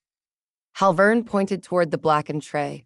He accused Sabella of discarding the cup, directing every discovery, and arranging the attack to secure a royal appointment. In his telling, ambition wore a humble apron. That argument was unfair. It was also clever. Sabella felt the old instinct to become invisible. Her mother had taught her how quickly powerful people could turn a gift into a chain or an accusation. Every noble eye felt like a lock closing. Cassander began to rise. Sabella stood first. May I answer, Your Majesty? He looked at her, not Halvern. Trust filled his face without hesitation. You may. She carried the tray into the center of the hall. Its dense and black branches looked plain beneath the gilded ceiling. Lord Halvern is correct about one thing, she began. I noticed the poisoned wine before anyone else. That is why I threw it at the king. Somewhere behind the servants, the chancellor muttered that she had also thrown it at him. Sabella continued before the court remembered the song. Sabella revealed that strong emotions allowed her to hear wolves. Fenric had warned her about the cup, but that ability explained only the first moment. The hall became absolutely still. Fenric offered encouragement. Tell them about the cat. Courts respect cats for reasons beyond reason. Sabella described every discovery without mentioning another wolf message. The poisoned soil was visible beneath the flowers. Turnip's behavior exposed the cupboard stain. The survey office stopper connected the container. The old ledger revealed missing ore. Villagers and physical marks proved the stones had moved. She concluded that her hearing had not signed reports, paid Noll, written Merrick's agreement, or placed Halvern's seal beneath promised mining shares. Merrick stepped forward under guard. He told the court where Halvern had stored the missing ore. He described the private meeting where the Lord gave his orders. He also knew Halvern's promised percentage from the mine. The judges compared that number with a hidden account Captain Harl had recovered overnight. It matched exactly. Halvern's calm expression finally cracked. He turned toward Sabella. Hatred sharpened his pale eyes. You are still a servant, pretending that overheard animal noise makes you important. Cassander stood. His authority filled the hall without a shout. Wolves lowered their heads throughout the chamber. Even Halvern stepped back. Sabella Vale is important because she sees what arrogant men overlook, the king declared. She protected this kingdom before she had rank, reward, or any reason to trust its crown. Her ability warned her. Her courage made her act. Her judgment proved the crime. Warmth rose behind Sabella's ribs. Fenric went quiet, moved beyond humor for once. Cassander stripped Halvern of office and title. The northern villages received permanent protection for their streams and boundary stones. Halvern's mining assets would repair the land damaged by his illegal surveys. Halvern would spend 5 years working under supervision in the same record archive he had falsified. Cassander considered accurate copying a punishment suited to the crime. The court agreed, especially the clerks who knew how cold that archive became in winter. Merrick received a lesser sentence for cooperating. Nall lost his survey license and was ordered to return every moved stone with his own labor. Mistress Corda volunteered to supervise. That announcement produced the loudest approval of the morning. When judgment ended, Cassander did not leave through the private door. He descended from the throne and stopped beside Sabella. "Royal Investigator Vale," he announced, loud enough for the hall. "Your appointment begins today." Senior maid Pell started the applause. The servants joined her. Villagers followed. Then clerks, guards, and finally nobles rose throughout the chamber. Turnip remained seated on his cushion. He had already promoted Sabella in his own mind and saw no reason for ceremony. That afternoon, Cassander signed 3 decrees. The first protected the northern Greenwood. The second required independent witnesses during mineral surveys. The third replaced every pinching banquet tray in the palace. "That last reform will define your reign," Sabella told him. They stood in the small council room while senior maid Pell examined the decree. Pell approved it with a nod usually reserved for properly folded napkins. Cassander handed Sabella her investigator's seal. It was small enough to wear on a chain and bore a wolf beside an open eye. "The symbol was Fenric's suggestion," he explained. The wolf corrected him.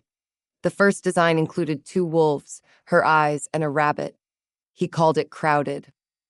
Sabella fastened the seal around her neck. "I am grateful for his restraint." Cassander glanced toward the windows. "Would you walk with me? For investigative purposes?" "No."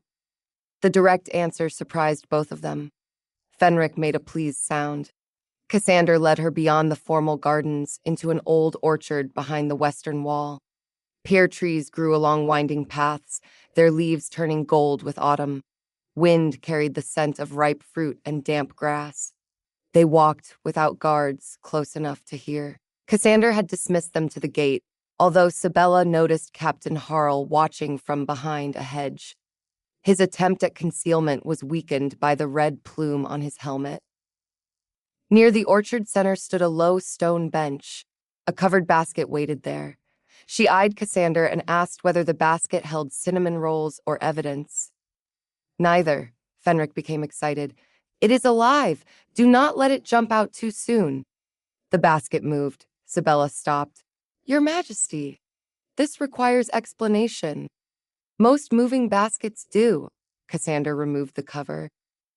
A small brown rabbit stared up at them. One back leg was wrapped in a neat white bandage. Fenric spoke proudly. "I found her near the forest road. We did not eat her.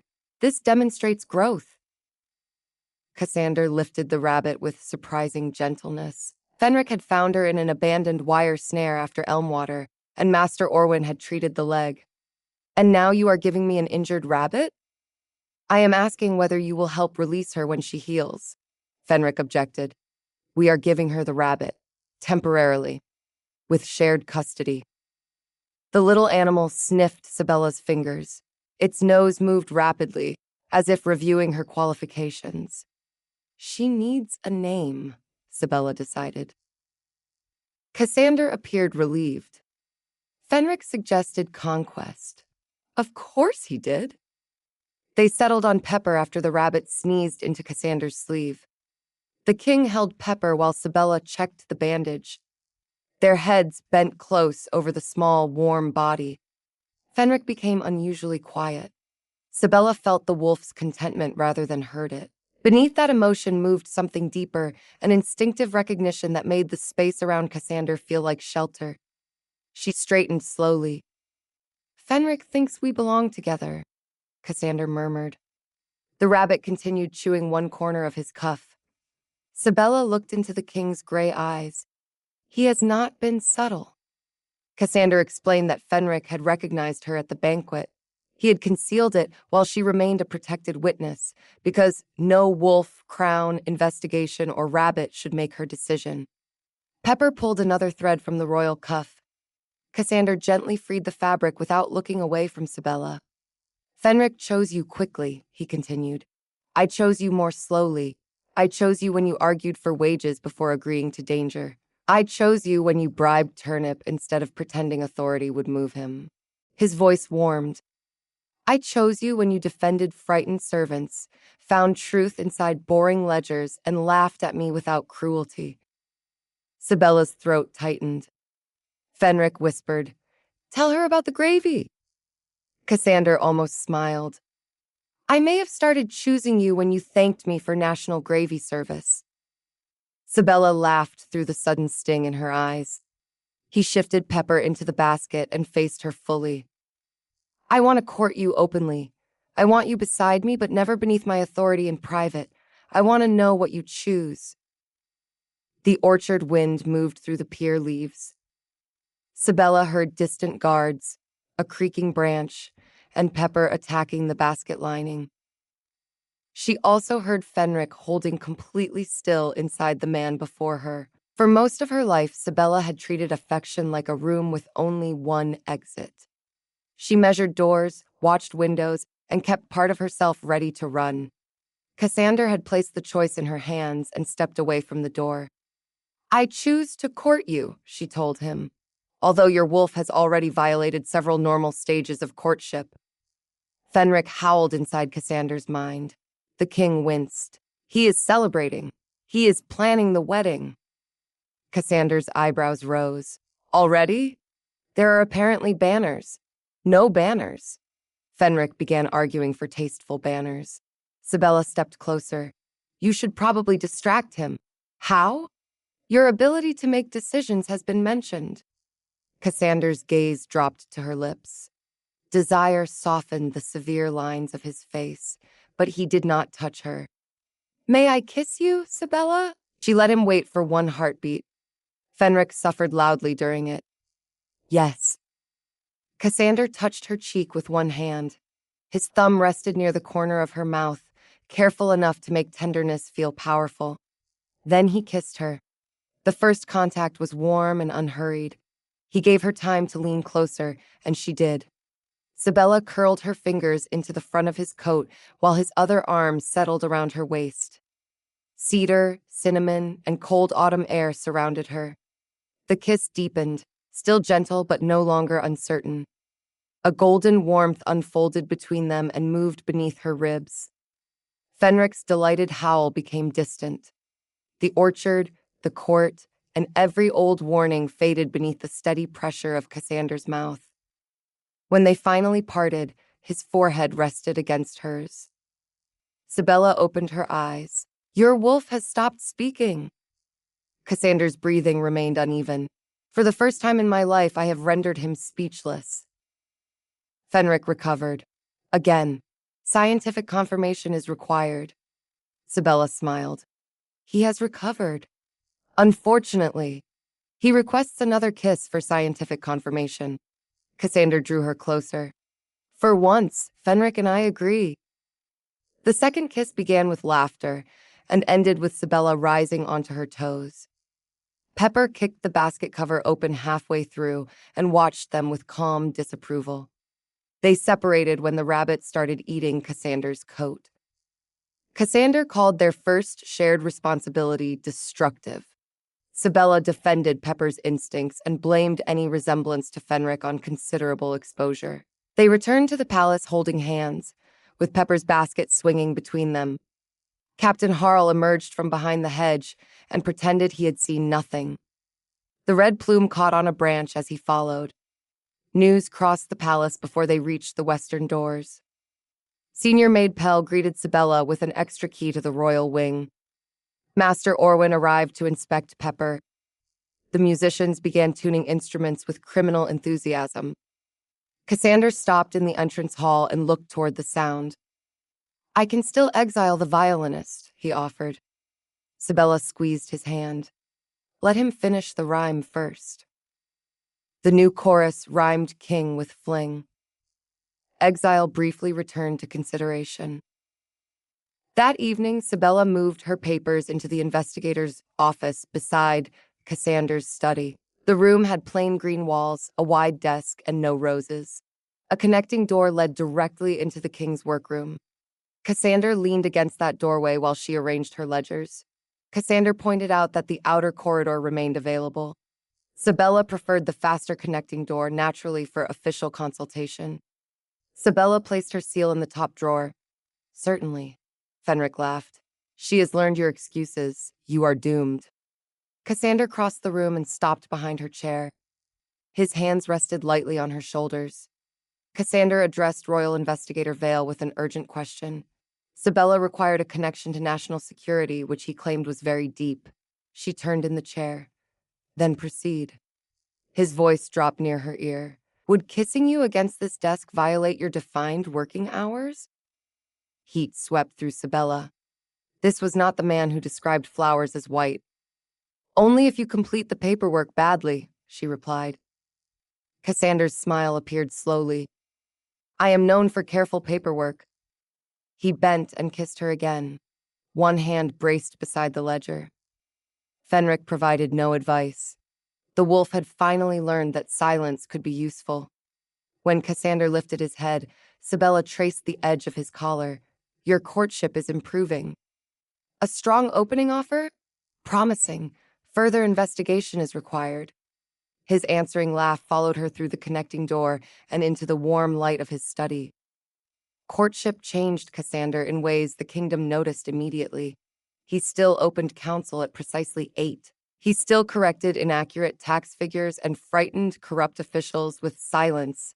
However, he also carried rabbit treats in one pocket and cinnamon sweets in the other. The First Minister discovered this after requesting a border report. Cassander reached into the wrong pocket and placed a dried carrot on the council table. Nobody spoke. Sabella sat beside the map cabinet, officially reviewing survey reforms. She watched the king consider the carrot with grave hostility. Fenric whispered, "Declare it a marker for agricultural policy." Cassander placed the carrot on the Eastern Farming District. "This represents winter crop allocation." The First Minister nodded as though kings had always governed with vegetables. Sabella bent over her papers until the danger of laughter passed. Their courtship also changed her schedule. She still worked defined hours, but Cassander became inventive about defining them. Breakfast was a consultation. Afternoon walks became perimeter inspections. Kissing in the orchard counted as checking Pepper's recovery. The rabbit healed quickly, perhaps from excellent care or a desire to escape royal conversation. She lived in a large pen near Sabella's office during the final week of treatment. Pepper liked Sabella, tolerated Master Orwin, and considered Cassander a climbing structure. One morning, the king entered with a stack of decrees. Pepper escaped her pen, raced across the carpet, and climbed his boot before anyone could intervene. Cassander continued reading while the rabbit worked her way up his coat. "Northern villages will appoint 2 independent water inspectors," he explained. "The Treasury will fund testing for 3 years." Pepper reached his shoulder and sat beside his ear. Sabella rested her chin on one hand. "The Crown has acquired an advisor," Fenric approved. "She favors the left shoulder, sensible. The right one carries too much responsibility." Cassander signed the decree, with Pepper chewing his collar. "The advisor has strong opinions on tailoring." Sabella approached to retrieve her.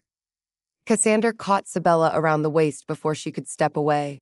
He called her rescue an interruption of royal consultation. Sabella defended his collar, although Pepper was not the subject he intended to keep close. His flirting remained formal enough to appear in legal records. but the warmth in his eyes ruined the disguise. Sabella placed Pepper on the desk. Should I submit a request before being detained? No. I intend to encourage repeat offenses. He kissed her beside the water inspection decree. Pepper ate one corner of the blotting paper, while Fenric praised the efficiency of mixing romance with government. They did not hide the relationship. Cassander walked with Sabella openly and took her hand when he wished. He also refused to announce a mate bond before they understood it themselves. The golden warmth between them had strengthened after their first kiss. Sabella sensed Cassander at the edge of her awareness, especially when he entered a room or felt strong emotion. It was not a chain, command, or claim. It felt like a door they had both opened. Master Orwin called it a nascent bond. Fenric called it obvious. Senior Maid Pell called it a reason to order better tea for 2 offices. Palace opinion divided into 3 groups. Servants approved. Guards pretended not to notice. Nobles developed urgent concerns about ancient tradition. The old moon witness ceremony required the king's wolf to recognize a future mate before the court. It had once protected royal partners from forced marriages. Over centuries, nobles had turned it into a spectacle involving white robes, polished steel bowls, and unbearable music. Cassander wanted to abolish most of it. The original law requires Fenric to recognize you, he explained one evening. It does not require 6 hours of chanting. Sabella reviewed the ceremony book. Page 42 requires me to stand barefoot in a bowl of milk. Fenric sounded offended. Why? Purity, Cassander answered. Feet in milk prove poor judgment, not purity.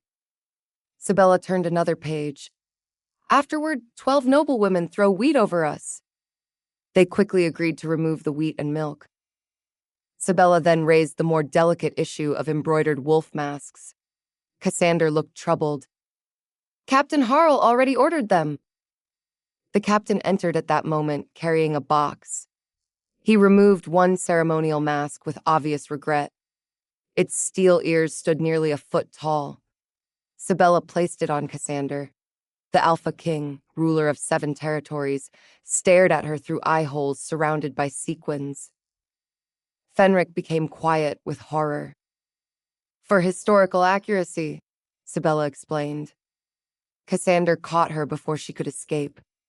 The ridiculous ears tilted as he kissed her, and one struck the ceremony book onto the floor. Captain Harl backed out of the room without his box. The ceremony was reduced to a short public promise in the orchard. Fenric would emerge in wolf form, approach Sabella freely, and accept her as the king's chosen partner. The event would take place after Pepper's release 3 days later. Those 3 days should have been peaceful. Instead, a storage shelf collapsed. The accident occurred in Master Orwin's evidence room. Guards were preparing to transport the confiscated moon salt to a sealed mountain vault. Every jar had been wrapped, numbered, and placed inside a padded crate. A young laboratory assistant named Tovin climbed a short ladder to check the upper shelf. The old wood split beneath the crate before anyone noticed the strain. Cassander and Sabella had come to approve the guarded transfer. They were standing in the doorway when the shelf failed. He moved before the shelf finished cracking. The king pulled Tovin clear and covered the apprentice with his own body. The crate struck Cassander's back, burst against the floor, and filled the room with pale blue dust. Guards dragged both men into the corridor. Master Orwin slammed the evidence door and ordered every window opened from outside. Cassander remained standing. A thin coating of blue dust marked his coat and hair. I am unharmed, he insisted. Fenric sneezed inside Sabella's mind. The flower was worse. Sabella gripped Cassander's arm. Remove the coat. Here? Your dignity has survived vegetables, rabbits, and ceremonial ears. It can survive a corridor. Fenric laughed once. Then his voice stopped. The absence arrived so suddenly that Sabella staggered. The warm open door beneath her ribs slammed shut. She could still see Cassander, feel his arm, and smell cedar beneath the mineral dust. Inside her mind, there was nothing. Fenric? She whispered. Cassander's eyes flashed gold, then dulled to gray. His face tightened. I cannot reach him. Master Orwin pushed them toward the treatment room. He stripped away Cassander's contaminated clothing, washed his skin with vinegar solution, and examined his eyes, pulse, and breathing. The king had inhaled only a small amount. His body remained strong. The concentrated dust had done what the diluted wine was meant to do. It had silenced his wolf. "For how long?" Sabella asked.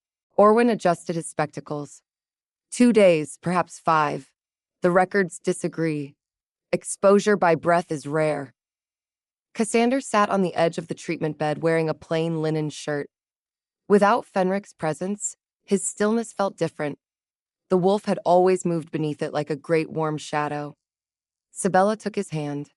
"I am here," Cassander told her. She realized he was reassuring her when he had lost part of himself. "So am I," she replied. The bond between them remained faintly present, but its golden warmth had thinned to a quiet thread. Sabella could not sense his emotions through it. She had to read his face like anyone else. Cassander lifted her hand and kissed her knuckles. "Fenric will return. Until then, you may enjoy several days without unsolicited advice. Who will remind you about potatoes? The kingdom may finally know peace." Their humor did not remove the fear. It gave them somewhere to stand beside it. The shelf collapse was an accident. Captain Harl confirmed that water damage had weakened the wood. The crate had been placed too high by a clerk following an outdated storage diagram. There was no second conspirator and no new poison plot. There was only old furniture, poor planning, and the stubborn way one bad action continued creating consequences. Cassander ordered every evidence shelf inspected before sunset. He also ordered Tovin paid for a week of recovery, although the apprentice had suffered only a bruised elbow and overwhelming guilt. By evening, the palace knew Fenric was silent. By supper, the capital knew. By dessert, someone had printed a pamphlet claiming Sabella's imaginary power had abandoned her. The pamphlet included a drawing of her riding a giant pewter tray through the sky. The artist had given Cassander antlers for reasons nobody understood. Sabella spread it across the dinner table. "The likeness is poor," she decided. Cassander examined the antlers. "I appear well suited to forest life.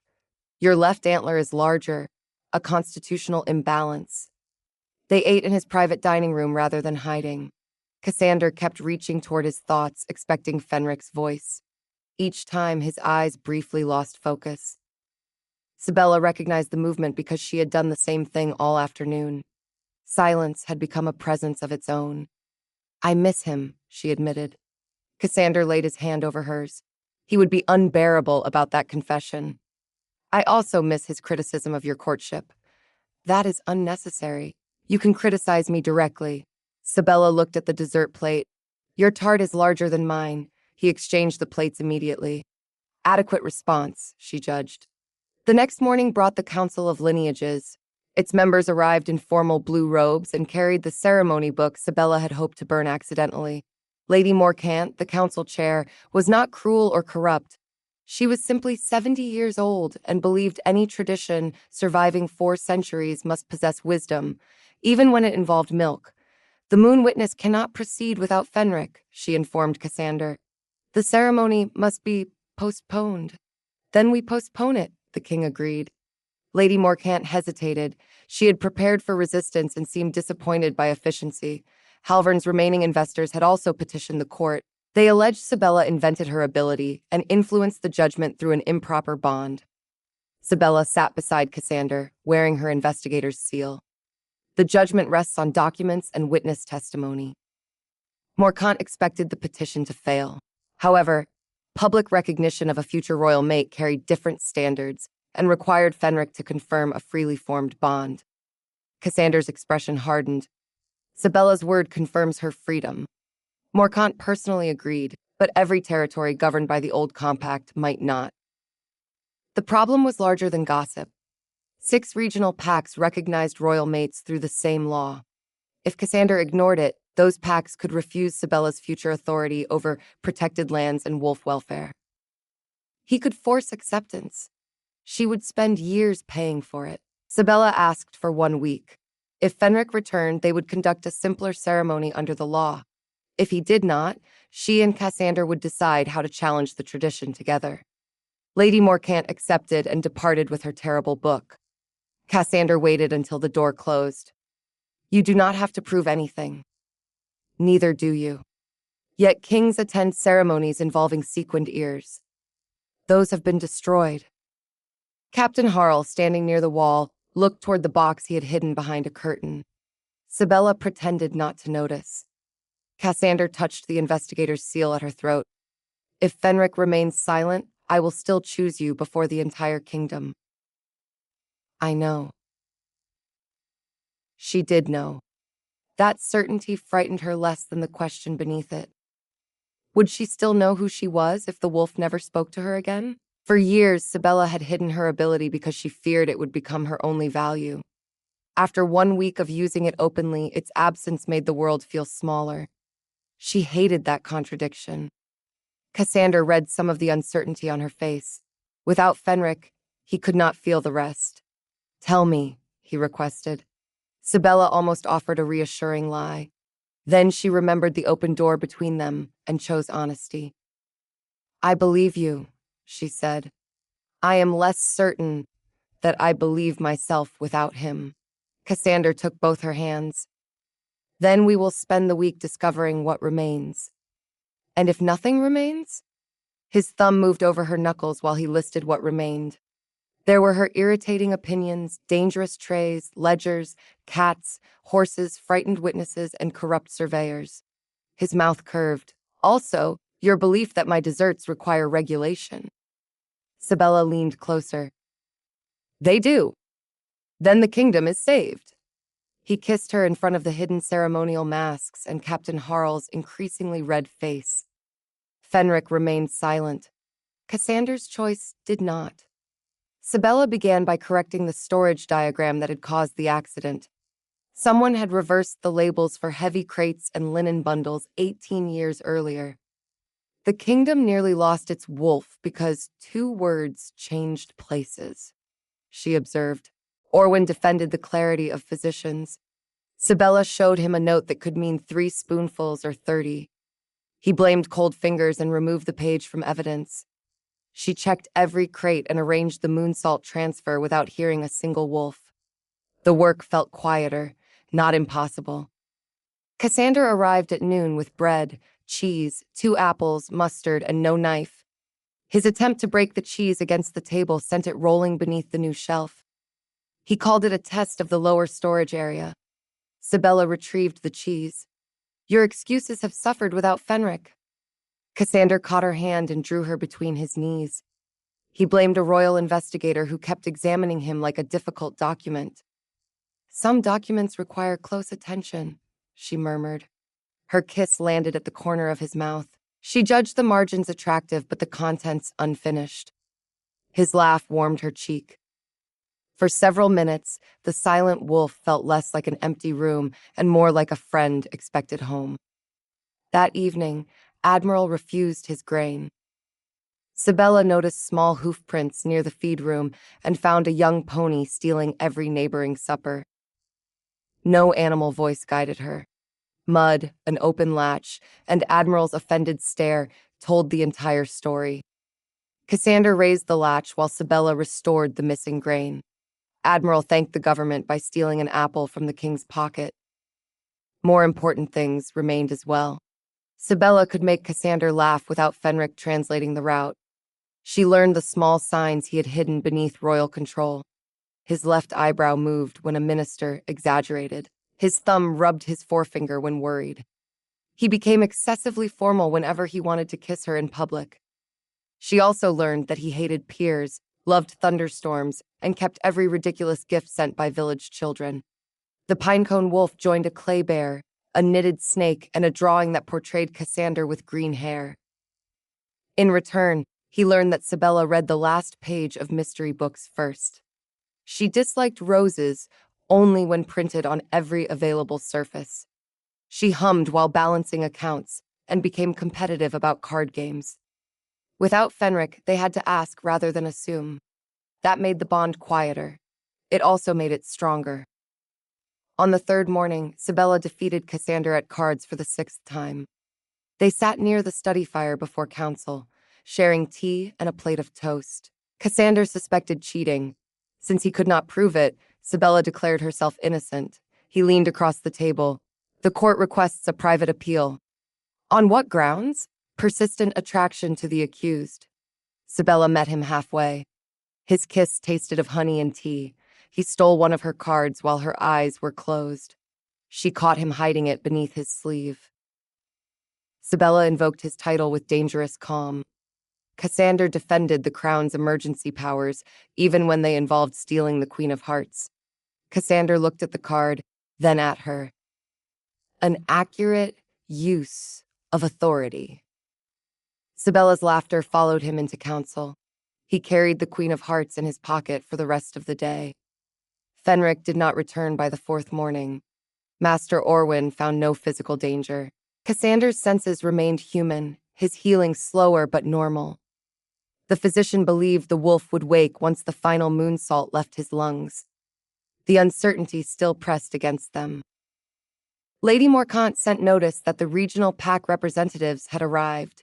Some supported Sabella. Others demanded strict adherence to the Moon Witness law.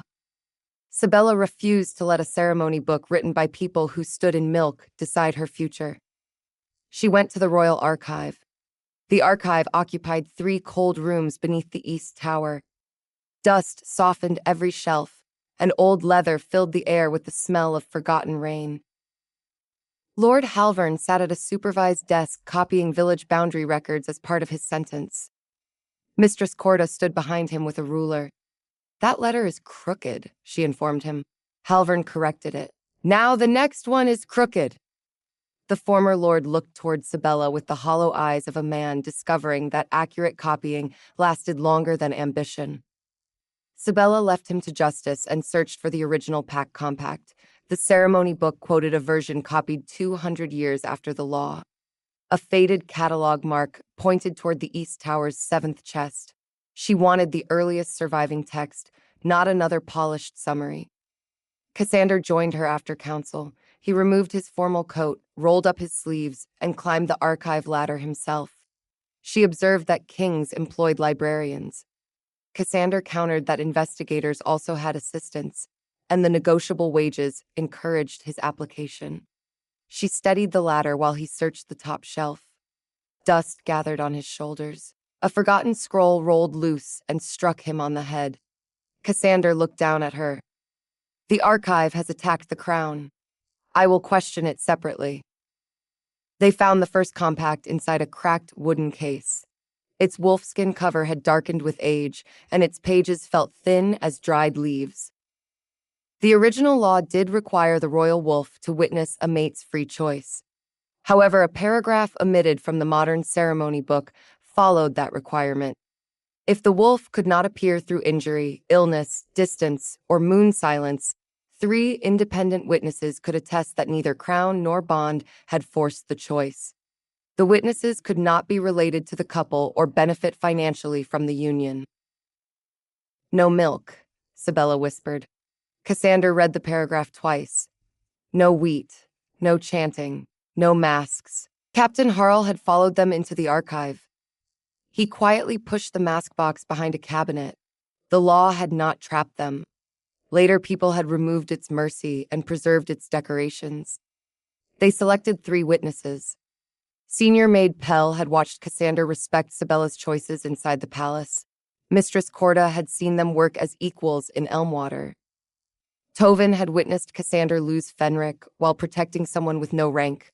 None would gain money or title from the match. Pell did demand that the ceremony tea be brewed correctly, but Lady Morcant ruled that good tea was not a financial benefit. That evening, Cassander caught the scent of wood smoke from a courtyard he could not see. Gold flickered once in his eyes.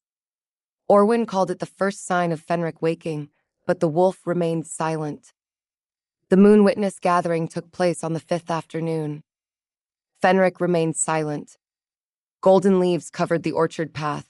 Villagers, servants, guards, nobles, and regional representatives stood beneath the pear trees.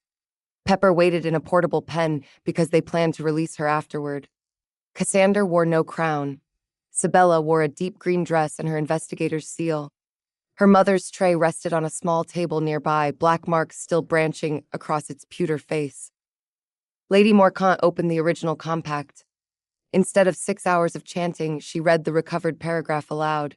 Senior maid Pell spoke first. She described Cassander placing water within Sabella's reach during the first inquiry, rather than forcing it into her hands. It was a small act, but Pell believed character lived inside small acts. Mistress Corda testified that Sabella argued with the king about boots, maps, and mining law.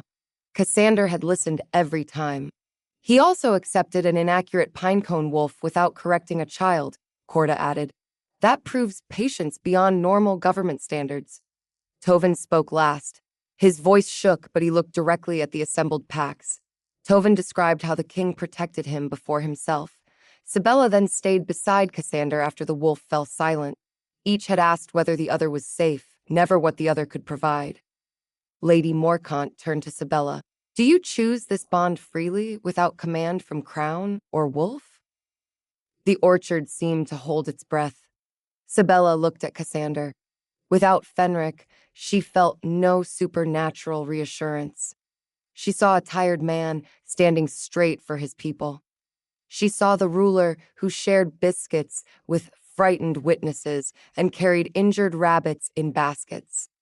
She saw the man who had asked before every important touch. I choose Cassander freely, she declared. Fenric helped us meet, but he did not make me stay. I stay because Cassander listens when I speak, trusts what I see, and gives me reasons to laugh when the world becomes too serious. Cassander's gray eyes shone. Lady Morcant faced him. Do you choose Sabella without certainty from your wolf? I do. His answer reached the farthest tree. I choose the woman who saved me before she knew I would believe her. I choose her judgment, courage, laughter, and inconvenient accuracy.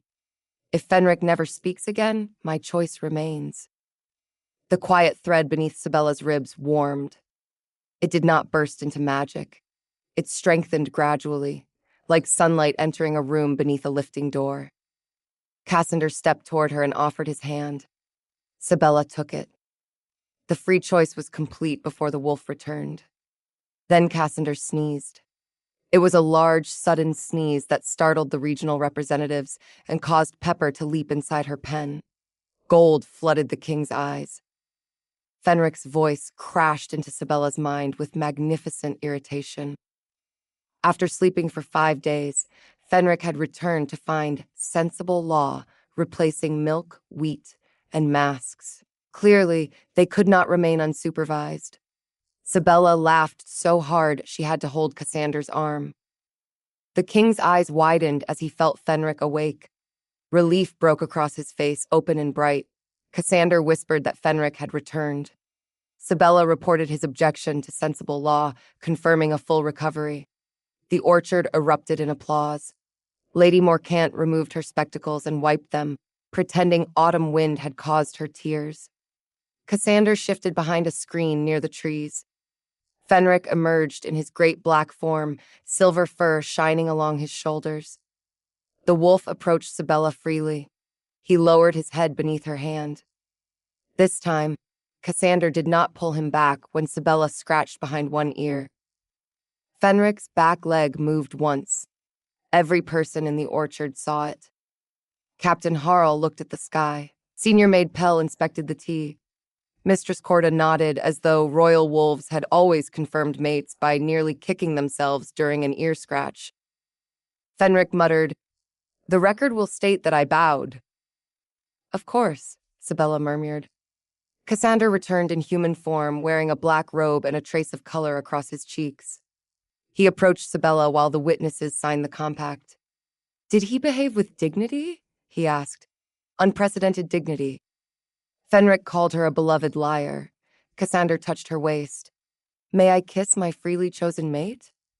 "You may, although 3 witnesses appear prepared to document it."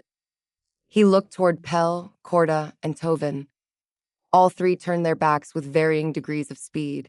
Cassander kissed Sabella beneath the golden pear leaves. The kiss held relief, promise, and enough warmth to make the autumn air irrelevant. Fenric remained respectfully quiet for almost 7 seconds. Longer, the wolf advised. Sabella smiled against Cassander's mouth. He felt it and laughed softly before kissing her again. Afterward, they carried Pepper to the edge of the greenwood together. There was no formal procession, only a carriage, Captain Harl, Master Orwin, and a basket filled with unreasonable quantities of rabbit food. Pepper hopped from Sabella's hands into the ferns. She paused, looked back once, then vanished beneath the gold and green leaves. Fenric wanted to follow her. Cassander refused. Shared custody has ended, Sabella reminded the wolf. We should visit during carrot season. They promised to return in spring. Winter settled gently over the kingdom. The northern mine was never built. Elmwater's streams remained clear, and the corrected boundary stones returned to their windy ridge. Noll completed the final move under Mistress Corda's supervision. Lord Halvern developed excellent handwriting and a permanent dislike of rulers. Turnip received no official promotion. He received a brass collar reading assistant investigator, which he lost inside a week. Sabella kept her office beside Cassander's study. She investigated false contracts, missing supplies, and one mysterious series of kitchen thefts that ended when cinnamon frosting appeared on the king's sleeve. Cassander denied involvement. Fenric confessed immediately. Their bond grew through ordinary days rather than grand magic. Sabella still heard the wolf, but she no longer depended on his voice to understand the man. Cassander became better at flirting without internal instruction. One snowy morning, Sabella found her mother's tray on the breakfast table. A royal metalsmith had repaired the broken handle and polished the edges. The black marks remained, preserved beneath a clear protective finish. Beside it sat 2 cups, warm bread, sliced cheese, and a knife. You remembered the knife, Sabella observed. Cassander pulled out her chair. I learned from failure. The repaired tray no longer carried wine for people who overlooked her. It held breakfast shared with a man who never did. Sabella traced one dark branch in the pewter. You left the stains. Cassander believed the stains belonged to the tray's history.